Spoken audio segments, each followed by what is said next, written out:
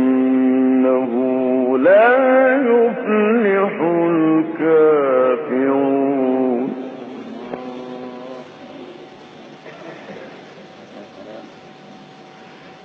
تلك الدار الآخرة نجعلها للذين لا يريدون علوا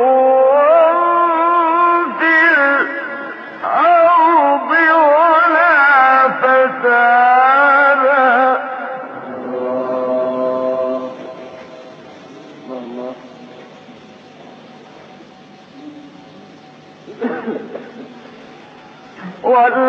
والعاقبة للمتقين.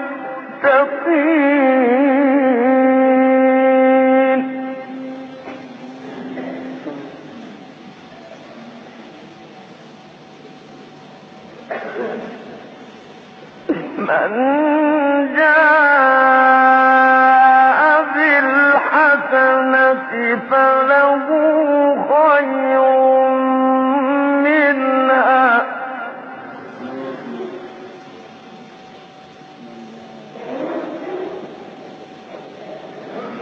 ومن جاء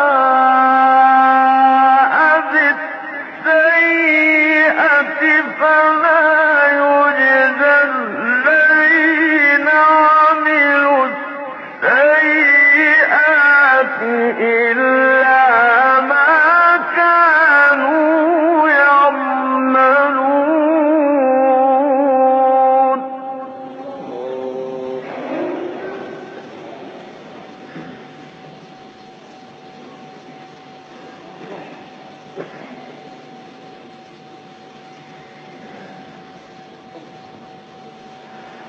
إن الذي فرض عليك القرآن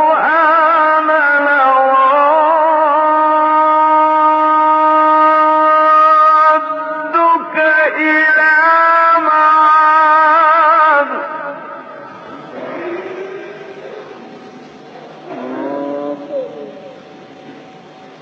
قل ربي أعلم من جاء بالهدى ومن هو في ضلال مبين. وما كنت ترجو أن يلقى إليك الكتاب إلا رحمة من ربك